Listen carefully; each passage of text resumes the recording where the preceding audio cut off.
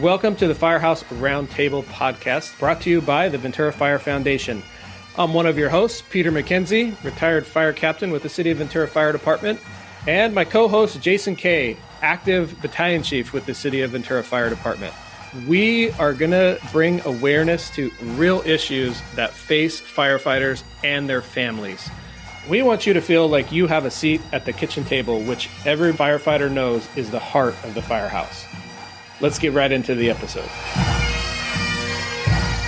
All right, welcome to another episode of the Firehouse Roundtable. Again, we have Jeremy Henderson with us instead of Jason. So, Jeremy, welcome. How are you doing? I'm doing good. How you doing? I'm good. I'm looking forward to this particular show because, as you know, we had Kevin on last episode and kind of came out of this. We were going to bring his family on and get the truth behind all the things he was telling us. No, I'm kidding. But yeah, I heard a lot of good things about the family and the support, and it meant a lot to him. And obviously, you know, that's what carries us through the fire services family. So I'd like to hear their perspective of, you know, not only what they went through, but what it's like as a first responder spouse and child. Yeah, and it falls right in line with what we're doing. Like, our whole focus is on the families and the kids. And so I think it was a natural kind of progression. So yeah, let's invite Lisa Corbett and Kevin's daughter, Brianna Corbett, who apparently goes by Bree. So welcome to the show, guys. Hi there. Thank you. Yeah, we're excited to have you. We've only had one other child of a firefighter on the show, and that was a fascinating show. We got a lot of good feedback from it, so we're excited about bringing you on, Bree. But why don't we take a minute to have you guys introduce yourselves? Maybe Lisa, you want to go first? Just quick, introduce yourselves to the listeners, and then we can kind of get into it. Sure. Well, Kevin and I have been married since 1998, and we have 3 kids. Brianna's the oldest, and then I have another daughter, Courtney, and my son, Blake, who is 20 this month. I work in property management as a bookkeeper, and I love to hike and be outdoors. Awesome. Well, welcome to the show. And how about you, Bree? I'm 24. I grew up in Ventura. But I moved to Nashville for school in 2017, and here I am. I'm still here. But yeah, I work in music. I'm a voice teacher and also a singer. I run a jazz band in town, and I'm working on my own music too. Is that what brought you to Nashville? Oh, definitely. Yeah. Yeah. People are like, why did you choose to go to that school? And I was like, well, you know what? I think I chose Nashville before I chose which school I was going to go to. I applied to a couple here, and it just it's been a good spot for me. I like it. All right, so country music, is that what you're going for? Or not at all? No. Oh, interesting. There's everything out in Nashville. I actually went to school and studied classically. So I've done work with the Nashville Opera before in their chorus. Nice. Not what I would expect. Not what I would have expected in Nashville. Well, cool. So quick little personal note about me. My daughter is getting ready to go off to college. Exciting. And so like seeing someone that's obviously launched, you're obviously just past school, but it's cool just to see, their daughter launched. She's living in Nashville doing her thing. Like, it's exciting. For me, it's exciting. It's not very maybe exciting for anybody else, but as a father, to see your kid like be productive and doing something, it's awesome. So Thanks. Good job. Yeah, it's been a like kind of wild journey, but it's been really good. Tell us a little bit about the rest of your siblings. Who's back home, or who I know there's more. From me, Courtney's everywhere. Sure. Where is Courtney not? That's the question. No, when I moved to Nashville for school, Courtney and I aren't twins, but we're like the same age. Okay. Like, we're like barely not Irish twins. Okay. So we grew up in the same. A lot of questions about that. Yeah. We're 15 months apart. So super close in age. Okay. Grew up with like all the same friends, and we were homeschooled in the beginning. Mom kept us home like K through halfway, like through 3rd grade, I think.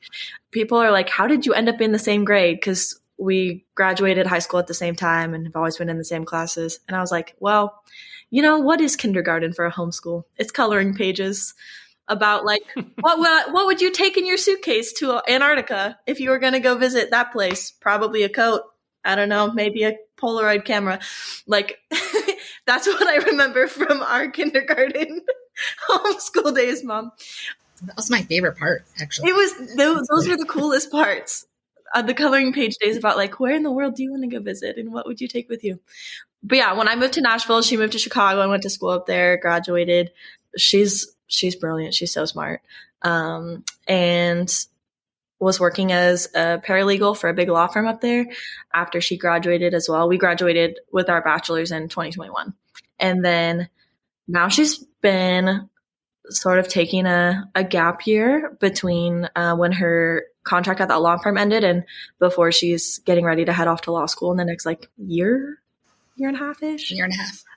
Oh, awesome. So she's been traveling. She's been vibing. I'm honestly like so jealous of her. She's so freaking cool. But she was like spent some time living in Scotland last year for a couple months, backpacking in Europe, and is just getting ready. She got approved for a visa that will let her live in London for a while and be able to like get a job and work. Awesome. And then we have a son as well. Yeah. How old's your boy? So Blake will be 20 this month, and he just finished a welding program. So he still lives at home and is trying to find a job in his field. Currently, he's working in fabrication, but not using welding yet. Awesome. Shouldn't be too long for that one. What's that? Yeah. Shouldn't be too long to find a job for Yeah. that. It's a little bit challenging in our area to find a job. Mm-hmm. There's a lot of jobs with a 1 or 2 hour commute, but in Ventura, Oxnard, it's a little bit trickier. So we'll gotcha. see. So I thought maybe we still had kids. Well, I guess he's at home. He's at home, but he's definitely not a kid anymore. No. So it sounds like you guys did a great job raising your family. So kudos to you and Kevin for sure. Let's get into the story. So I mean, just for context, I've got some questions actually for Lisa to start. So she's got a different perspective that most people don't have because Kevin was a police officer and then went into fire. So I'm really curious on what that life change was for you at home. First responder is a first responder, but police officer shifts are different than fire shifts. And, I'm really curious on how that affected your life, if at all. Sure. So we first had our kids, we lived in Santa Barbara, and Kevin worked for Santa Barbara Police Department. And they're a little bit easier. He mostly, for almost his entire career, he worked either swing shift or graveyards. But when we lived in town, it was a little easier. We just had the 2 girls at that time. So they were small, but because he didn't have any commute at all, he was like, when he was done working, he was home, he could get some sleep. And I managed like taking the kids to the park, or we did a lot of outdoor activities away from the house. So it would be quiet for him while he was sleeping. But then when we moved to Ventura County, we lived in Santa Paula for a while. And so after he would work graveyard shift and come home and then expect quiet while I was trying to homeschool the kids, that was a little bit challenging as they're getting older, So for me, when he switched to fire, it was much easier because he was just gone when he was gone. And then when he was back, hopefully he wasn't too exhausted, but we would have him for a bigger length of time without having to just be worried about waking him up all the time.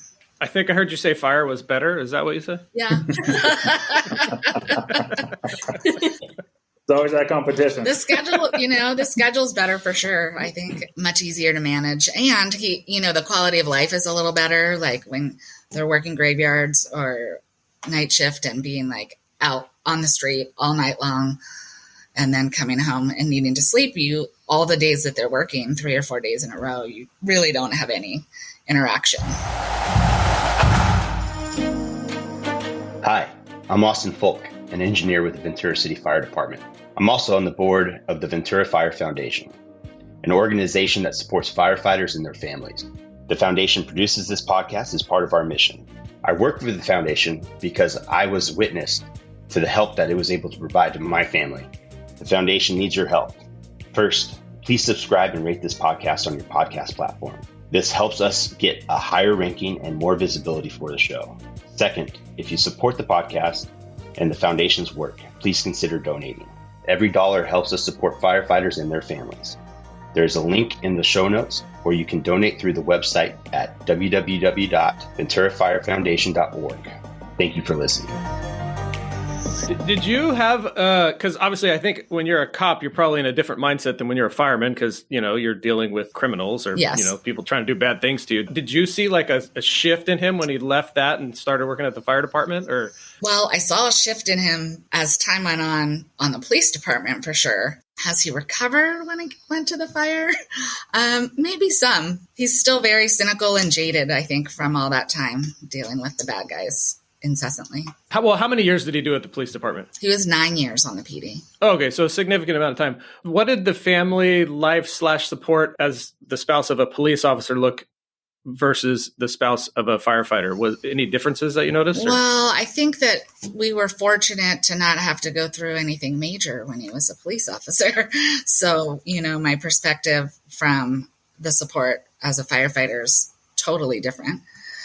He had a really strong family bond with the guys that all went to the police academy together. I think there were 9 of them. In the early years before we all had multiple children, we did a lot together and we stayed really close. But then kind of as time went on, I certainly knew if I needed anything, I could count on them. But everybody moved, North County, South County, Ventura, kind of all over, and then got busy raising children, and being spread apart was a little bit more challenging to maintain those relationships. Gotcha. Which is fair. I think that happens to everybody as you progress.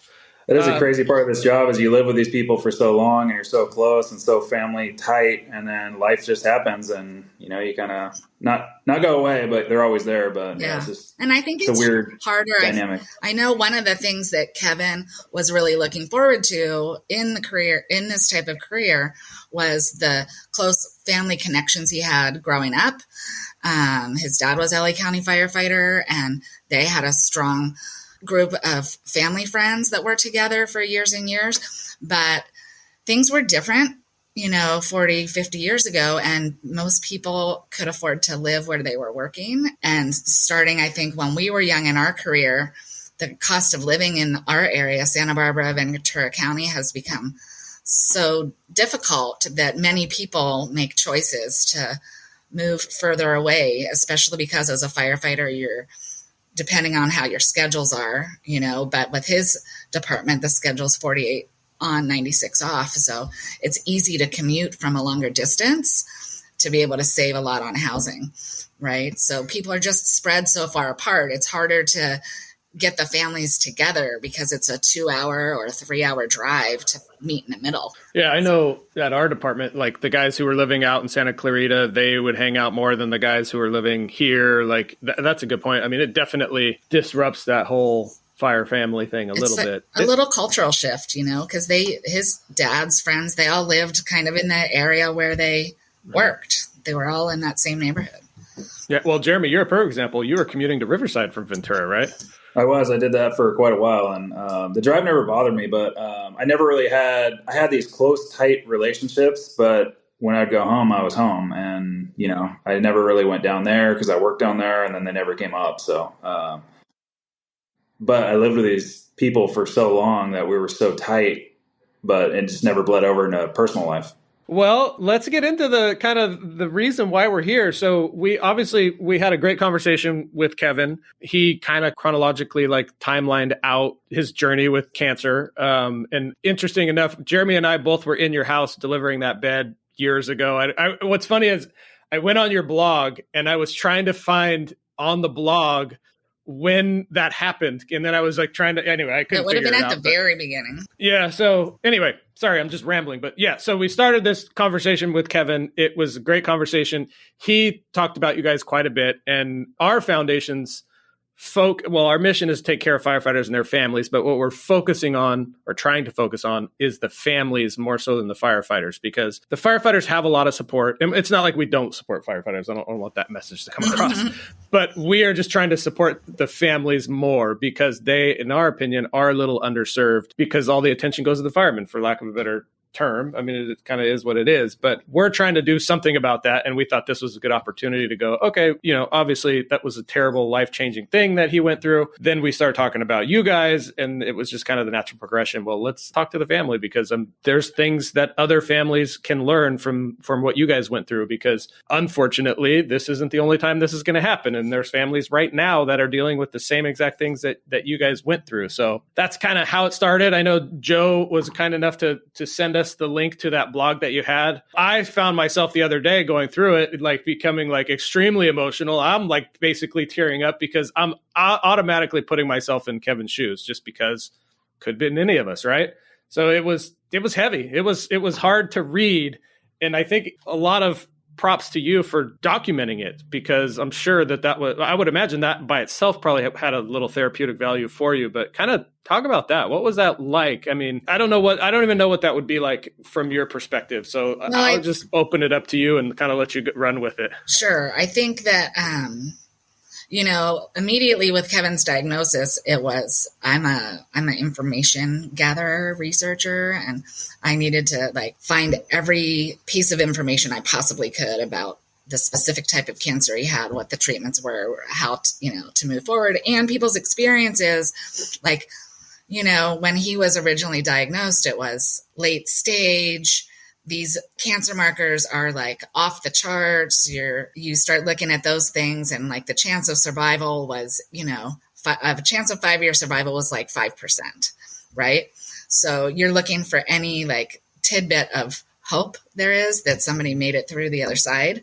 So I had found someone else's blog where, that was hopeful, but mostly I created the blog just because, with being a part of the police department, the fire department, Kevin had already been out as a PIO, I think. So he does a lot of training. He goes to lots of different events. He was on the association and whatever. So he had this huge network of people that were all asking and wanting to know, wanting updates. And I was like, there's got to be a way, to give that information without having it be texting 25,000 people, right? So it was first and foremost a way for me to just spew out what was on my mind and ask for prayer and document what was happening and keep everybody else updated so that everybody could just look at the blog. Don't ask me, don't talk to me. I can't do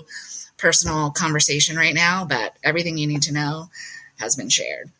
So you bring up a good point, and we struggle with this at the foundation. When families are on the ropes going through something, it's rare that we find the families want to just talk about it and the more the merrier, come on over, let's commiserate and figure this out. That doesn't happen. What happens is what you just described, is leave me alone. I know you guys are here to help, but just give me some space. And we've never really talked about this on a podcast. What's your perspective? Because clearly Kevin was loved. He had tons of relationships. Everybody wanted to know. Why would you not want people to infiltrate your personal life and bombard you with questions? Well, I don't think it's so much that you don't for me, I've always been an oversharer. So I don't mind telling you what's happening. A lot of people like to keep things tucked in.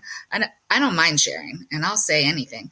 It's, more of a matter of you're so consumed, and when you're going through it, Kevin's situation, I think, was so different than a lot of people's. But for his first, I don't even know, at least the first 4, he was in the hospital the first round right away for several weeks. A lot of people go in, they get a cancer diagnosis, and then they make a plan for what's next, and then they go back and get treatment later. That didn't happen for him. So he went to the hospital. He didn't get to come home. He had to have surgery immediately. And then immediately chemotherapy, and his mind was just not completely there, and conversations were difficult. And as the spouse, I'm just first of all, I have 3 small children. What am I doing with them, for them? How are they being cared for? My husband might die. How am I going to be there for him? I was working part-time at the time. So am I going to work tomorrow? Am I quitting my job? Am I taking it? All those things. It's big, and there's just not energy. It was fine. All the guys that came to visit Kevin, great. go in there, talk to him when he was available, that was wonderful.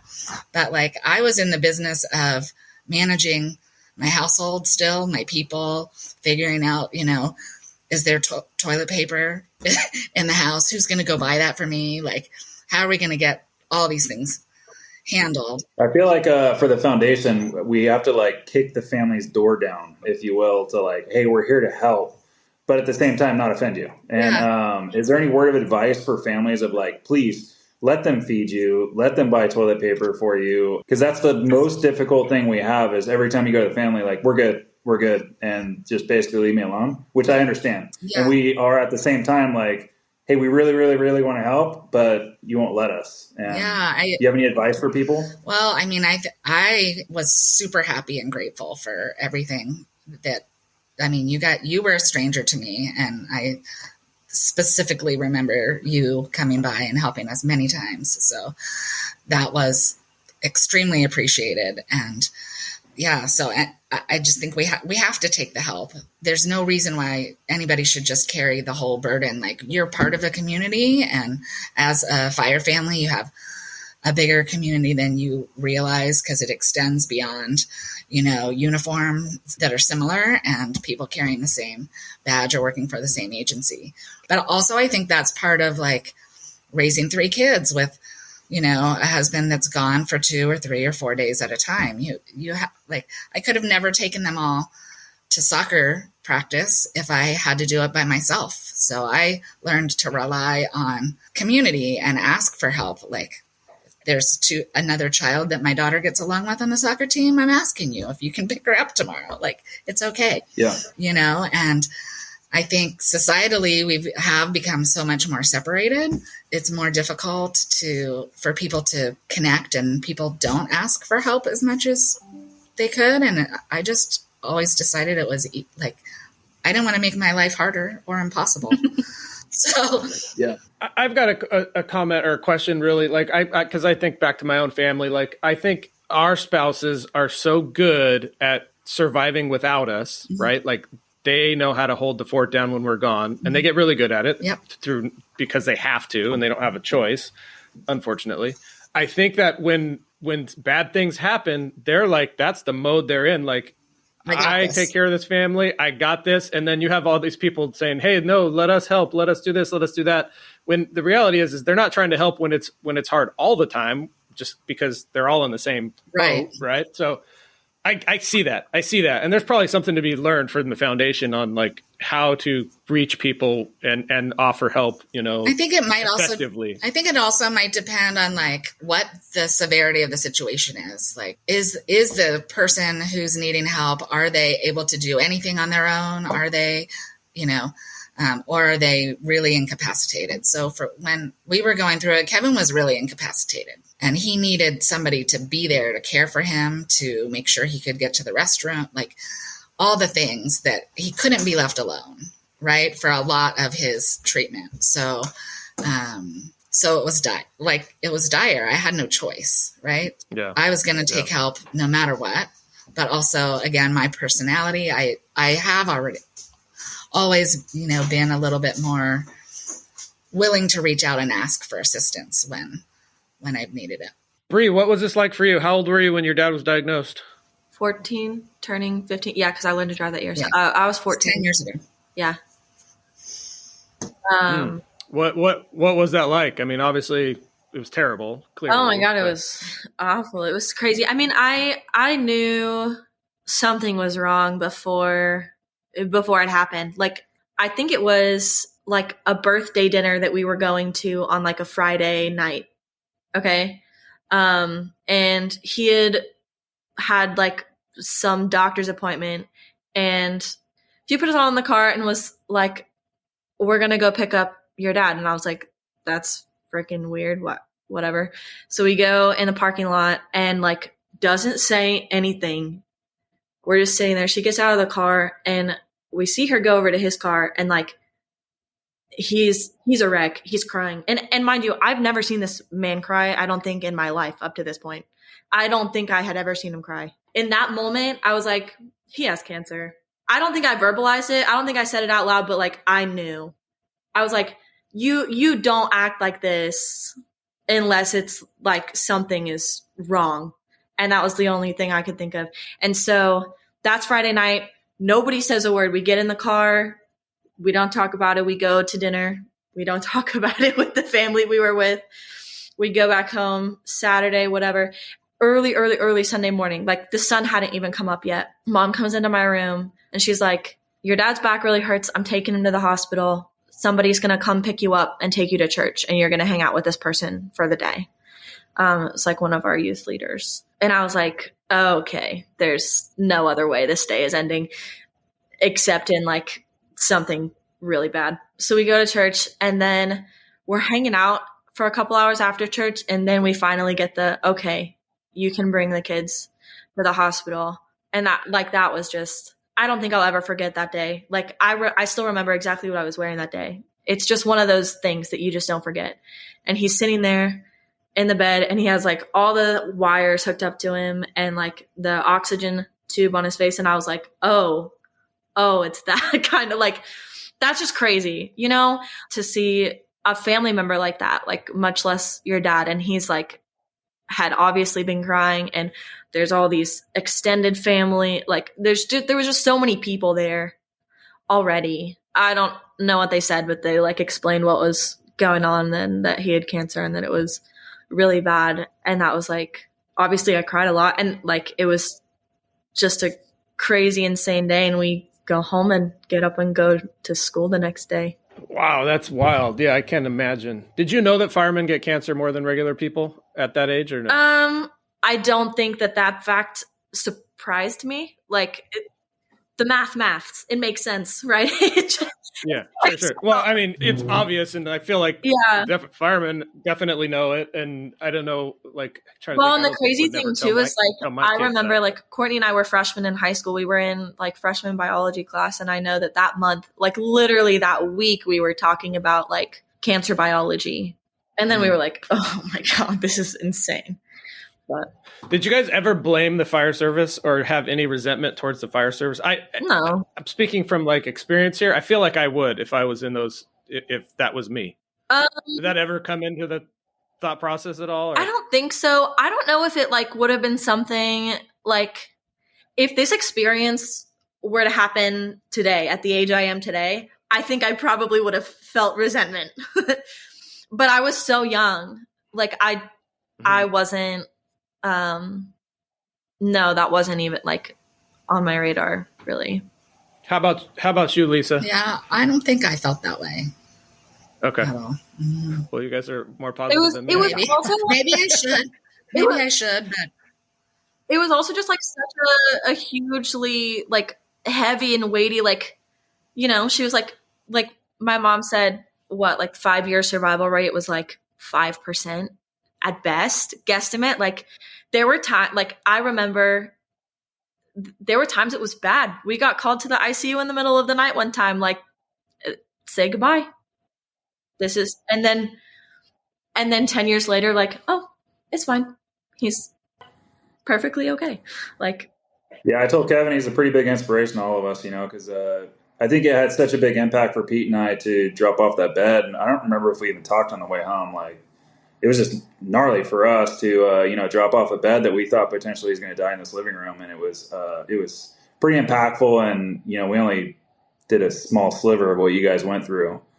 One thing I do remember, Bree, you impacted all of us when you shaved your head. That was not me. That was Courtney. Oh, I'm sorry. Courtney did. So Courtney did. Wrong sister. What was the thought with that on her and how she got there? So I'm happy to clear this up on her behalf. But so St. Baldrick's Day was always an event that was happening in March. I think it happened maybe once at our school every 4 years they came in. So it just so happened that our freshman year was like that, the one time. Okay. And she had long hair, like down to her, past her waist. And months before any of this ever happened, she was like, I think I'm going to do Baldrick's Day. I think I'm going to do it. So she had signed up. It was like a fundraiser thing. It just so happened that literally like I think it was that Friday, Mom, or was it the next week? But I think he got diagnosed on Sunday, and I think the school event was that Friday. And so it just so happened that 5 days before this event that we get this huge, like, world shattering, like, news for our family that also spreads very quickly. And so her fundraiser ended up raising like a couple tens of thousands of dollars. I think it raised a lot of money in those like last 5 days before the event. And everyone thinks that she did it because he got sick. And as much as it was a very special moment for her to come in and her to have a bald head and him to have a bald head, which he was bald in the first place anyways. No shade. There's nothing wrong with being bald, but as long as I've known that man, he has been bald.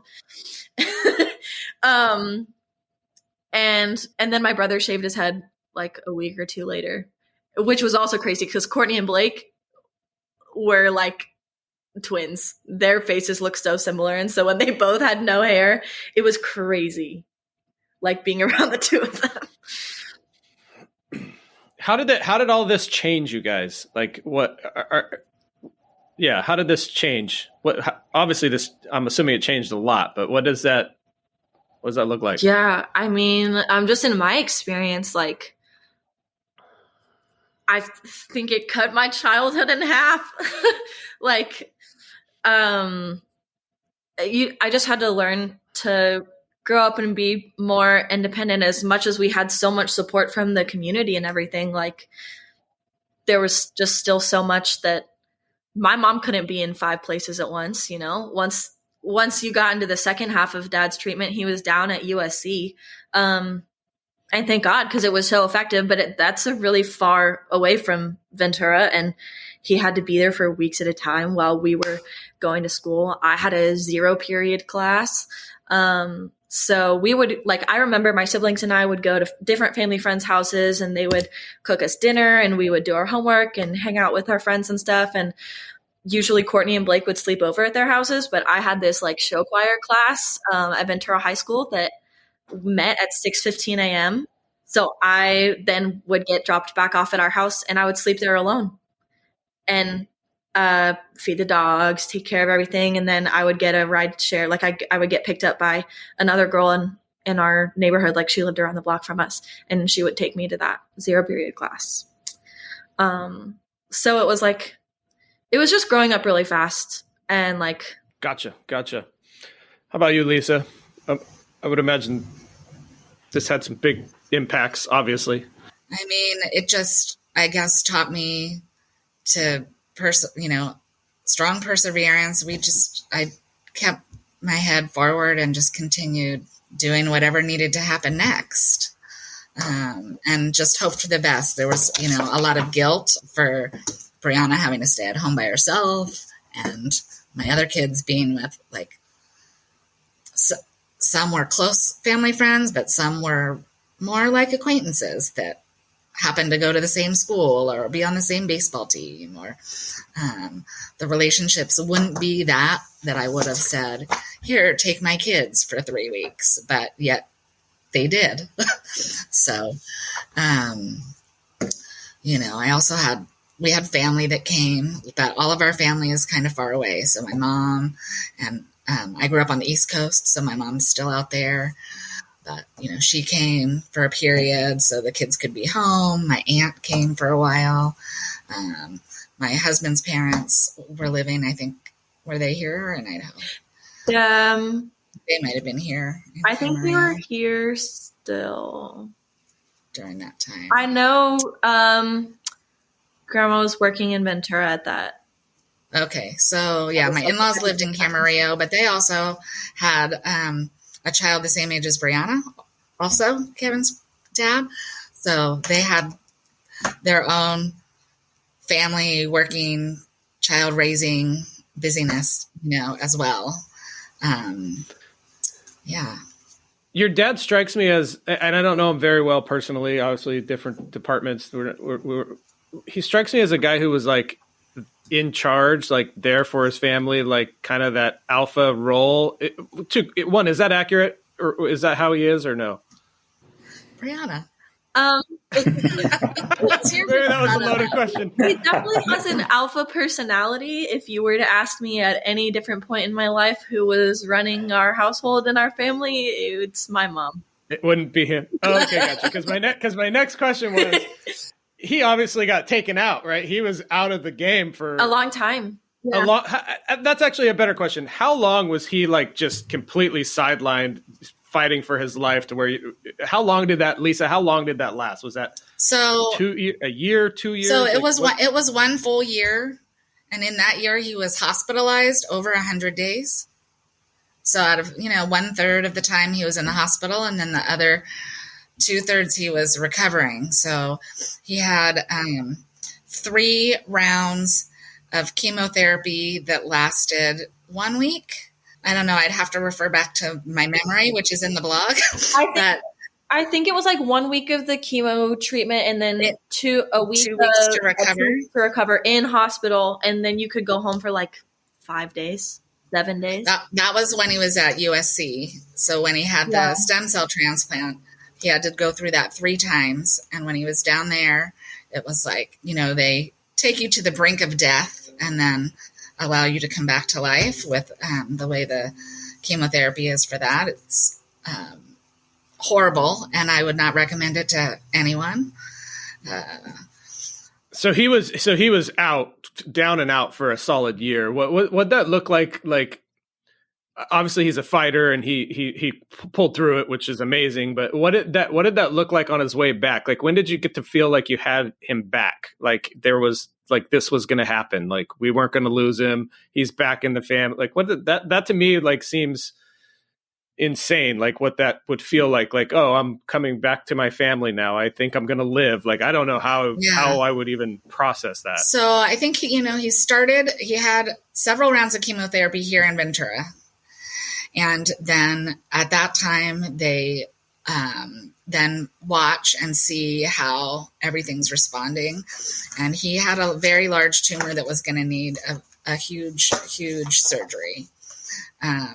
But they couldn't do the surgery until they knew the cancer was gone. And after the chemotherapy is done being administered to your body, it still continues to work and kill off the cancer for a period of time after, right? So it was watch and wait, get blood tests. And during that time, he's getting stronger and feeling better and able to do things, participate in life a little bit. And so we're, rehabbing, walking, trying to be healthy and strong. And then instead of the numbers trending down, they started to trend back up. So then that was when he had to go to the next thing. Right. So that's like, you think maybe everything's going to be okay, but not really sure. And then definitely it's not good.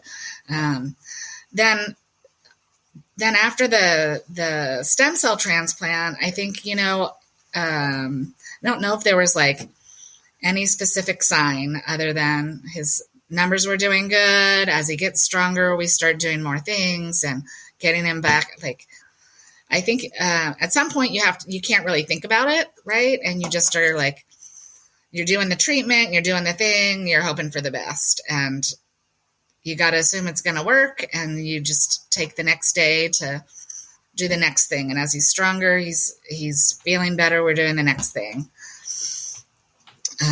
Gotcha. Yeah, so gotcha. I don't know. What? For me, I was a little bit more cautious, I think, at the end of his last treatment, and his numbers looking good, and they ring the bell and there's like woohoo, and I'm like, I don't think I'm ready to celebrate just yet. Let's wait for that celebration a little bit longer. When did you finally celebrate, or what'd that look like? Well, I think probably after his first year of repeat visits that continued to show that there was no cancer returning. That's awesome. Yeah. So Kevin's doing an awesome thing right now for cancer support. He's reaching out. And what kind of support did you guys have besides, people taking care of your kids, but someone to bounce off of? Did you guys bounce off each other? I'm sure you didn't go into Kevin like, this sucks, I can't believe we're in here. We had been involved with Cancer Support Network before Kevin had cancer. I don't know if you realize that, but I did not. Yeah, somehow, through his association, they always would send two people if they wanted to go to the fundraiser. So Kevin and I had gone to that actually for a few years, and We got a dog so from it one time. we did. That's right. I apologize. Kevin did tell me that. I apologize. Yeah. So we had already been involved in that, but one of the things, so I'm also a mentor with them these days, but it's really challenging. People will want help, but then they'll reach out one time, but then it's really hard to connect. And I find on the mentor side, it also difficult to know, I felt when we were on the receiving end of help or mentorship, that the people that reached out to us reached out when Kevin wasn't really able to communicate and didn't really he was really mentally out of it for a bit, and then it just kind of got lost in the shuffle a little, And so I think that sometimes when you get the first diagnosis, you're like, yes, send me all the resources. And then you get overwhelmed, or then you're not in a physical or mental space where you can handle it. And so my advice just on both sides, as the people reaching out and the people receiving, is to not be worried about over communicating, reaching out too many times. Just because they didn't respond to you doesn't mean they actually don't want to talk to you, but your message might have got buried under 500 others, and they might have just not been in the space this week, but try again, don't give up too soon. On that. How about you, Bridge? Do you have any friends, or how'd you deal with the stress? Yeah, I had great friends. I don't even think I really talked about it that much with friends. It was just sort of you had a good group though with your band from church that I think helped. I was really involved in my church's youth group and music ministry and stuff. So that was keeping me busy. A lot of honors and AP classes was keeping me busy. The fall of my sophomore year, when Dad was getting treatment at USC with the stem cell rescue, regimens and things, I started. That was the first year that Foothill High School ever had its own sports teams. And so I'd never played volleyball before, and I was playing on the volleyball team, learning something new and making new friends. And just I don't know, I think my way of getting through it was just staying so busy that I didn't really have time to think about it. And, it kept me out of other more destructive ways of coping. But it's definitely been something that I never talked about it enough at the time, and have still been in the last year and a half or so, I've been doing just some more reflection on that time of my life, and processing and doing a lot of that through making art and writing music and stuff, which has been really helpful. Bree, what was it like growing up? Take the cancer piece out of it. What was it like growing up with a firefighter as a dad? Did you think much about that when you were a kid? I don't think I thought much about it, but growing up, but in retrospect, I'm whoa, what did other families experience where both parents work while you're in school and then come home for dinner, and I don't know. It was there was the days that Dad wasn't home, and then there was make sure you clean up all the dishes in the kitchen before Dad's coming home tomorrow morning, or somebody's going to be in trouble. Funny you bring that up. The only other family we had on the fire department specifically talked about making sure the dishes were done before Dad comes home. Not that we let them pile up huge, but no. All it takes is one little thing even out if of it's out one of spoon, face. one spoon in the sink. Life is tragic. How about holidays and all that? Christmas? I mean, I'm sure you missed some holidays. Did that even affect you? I think there was always like a really like good job done of like, if, you know, the times that he had to work on Christmas, like we would have our Christmas on Christmas Eve, or like he would get to like trade relief time or something to get to go in late, or he would come home late on Christmas if he was working Christmas Eve. So like I don't think there was much of a consistency in terms of like how exactly every single year was celebrated through the holidays. Cause, but there was like, I don't really think we ever had to miss any person. Yeah. Did you have, were you friends with any of his firefighters' kids?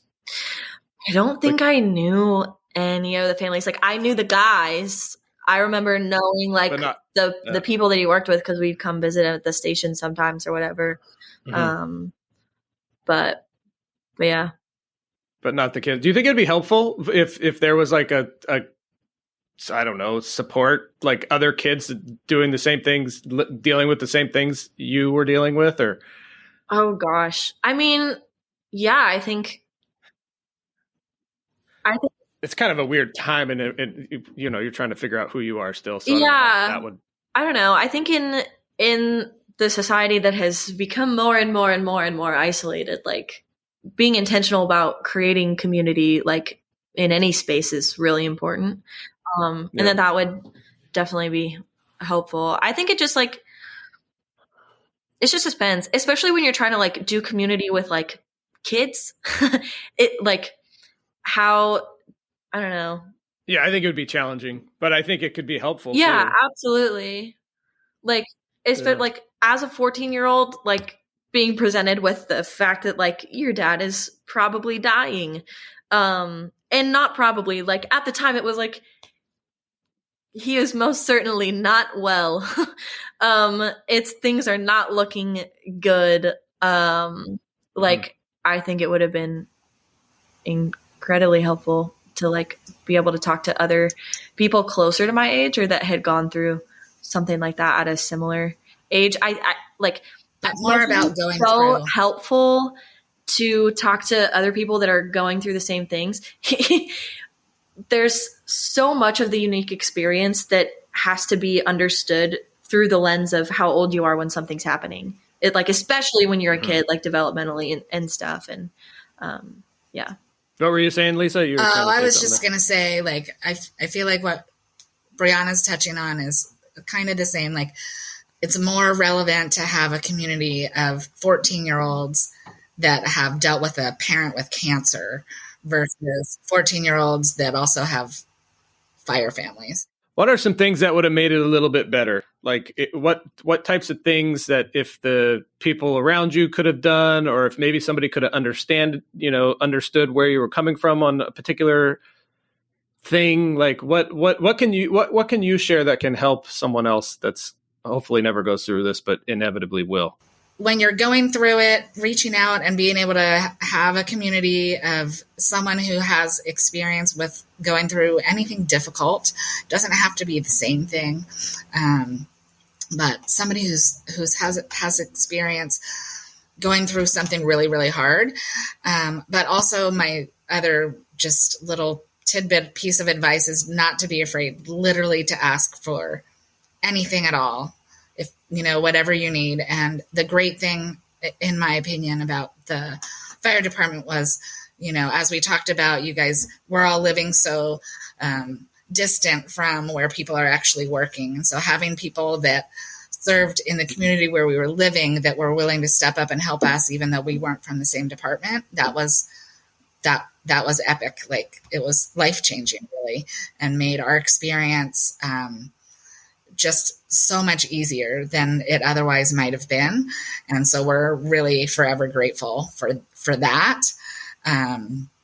Even I was looking back because it's been the 10-year anniversary. So photos come up in my feed. And like when Courtney did the head shaving, Kevin couldn't be there. And there must have been, I don't know, 40 or 50 firefighters came to There were that so event. many. It It was was like they hijacked unbelievable. the whole event, and they were just all there. People we've Yeah. never met before. I don't know who they are.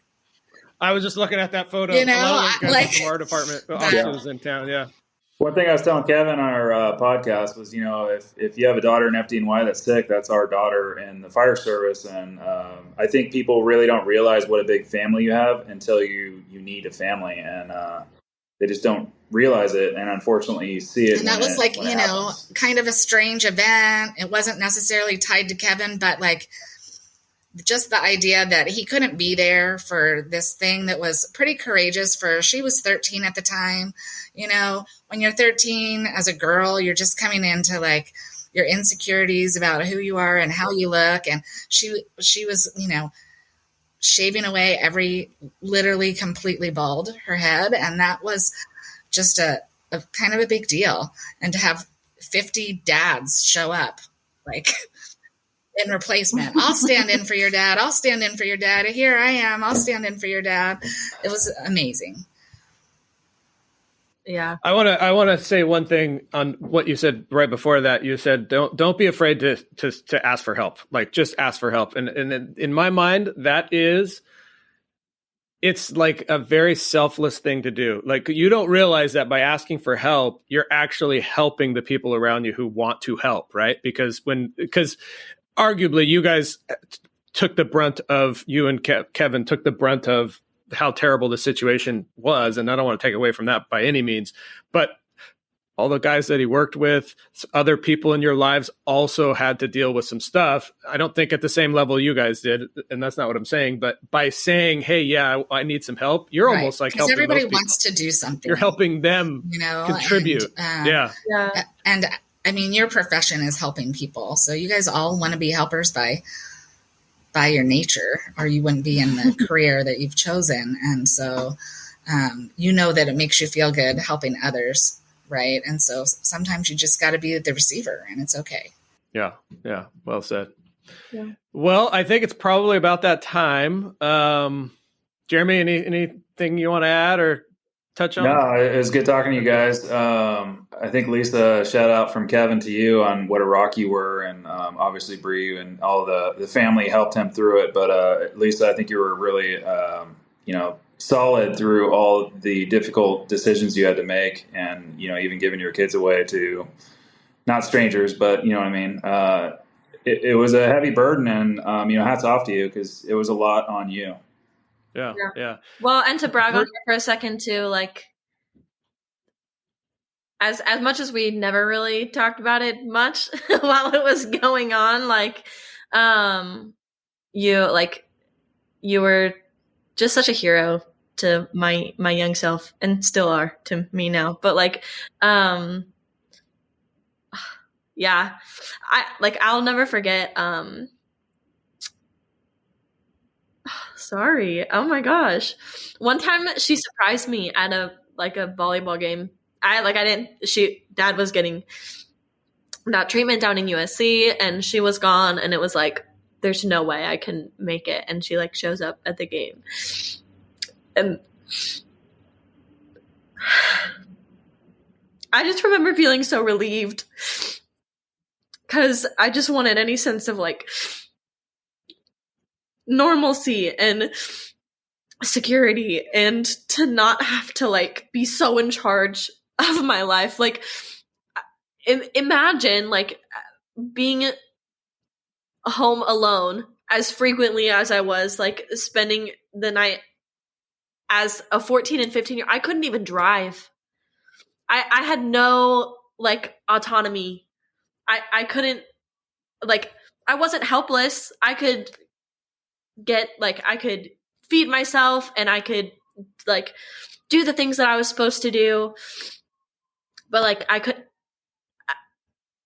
I was also just so young and old enough to feel oh, you're a young adult, but and to be perceived that way of oh, she's fine, she can take care of herself, but no.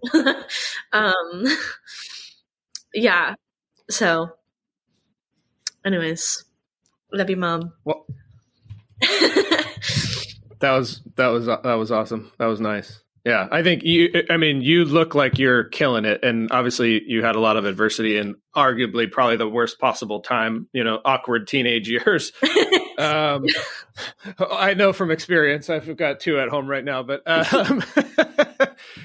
Bree, I feel like I'm excited for what you're doing. You're not even my daughter, but let's what can we do? What can we do to expand the fire department community's exposure to what you're doing out there? I know you have a song that was on our thing. So do you want to give a plug, or can somebody look at what you're doing music wise, or what does that look like? If that's helpful. If it's not, no worries, but I would imagine it probably is.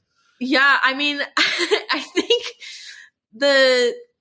oh gosh. So like I'm started writing, like getting back into songwriting like a little over a year ago, and have been just like a lot of that has been reflective on like different big moments in my life. So naturally, like there's at least a couple songs that are about this turbulent time. And yeah, I posted one of them and tagged Kevin, my dad, in it on the 10-year anniversary of his diagnosis. Awesome. Well, Lisa, Bree, thank you so much for sharing. I know it was probably not the easiest thing to do, but I think it does make a difference in other families that are going to go through this. And I applaud that, Lisa, you're doing the mentorship thing. Like that. Yeah. That's awesome as well. So, yeah. Yeah, thank you both for sharing your stories, and you never know who you're going to impact on these podcasts. You guys are doing good work. Yeah, we appreciate it. Thank you.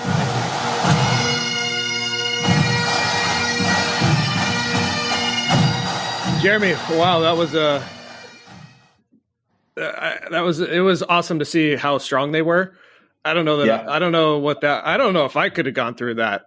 Hopefully, knock on wood, I don't. But like they handled it like rocks. Even all the way down to Bree. I mean, she handled it, and it just shows how strong they are as a family to endure through something like that. It shows how capable they are. Like 14, 15, spending the night at home, at the house, feeding the dogs, taking care of all that stuff while dad's down in LA. Like that was amazing. Like crazy. Yeah. Yeah. That's such a pivotal time in their life too. And it just shows how strong they are to, just move forward. And, when everything's pointing towards, I could just curl up in a ball and not do anything, they just kept moving forward. Yeah, I thought there was a lot to be learned from the foundation perspective on like in the minds of somebody who's going through something terrible and like what that looks like as far as everyone trying to help, because, as we talked about in the show, we have that struggle. Like we want to help. A lot of times people don't want help. And then it's good to know like kind of what's going on behind the scenes and what that offer of help is, how it's viewed. And basically what I learned is just keep offering. And if they don't respond, it doesn't mean anything. It just means keep offering. And so it was interesting for sure. Yeah, it was good. Their perspective on everything. Yeah. Well, thank you for coming back for a second round. We'll get you back for number 3 here shortly, I'm sure. I think JK is coming back, so there's a big shoes to fill. Hey, if you guys like what we're doing, please leave us a review. Share the show if you know. I mean, hopefully you don't, but if you know a fire family that's going through a bout with cancer, like get this to them. Like this is pretty relevant to them, and I guarantee you, Lisa or Kevin would be 100% open to helping and talking, and they're both mentors for the Cancer Support Network. So yeah, until next time. All right, thank you guys. Have a good one.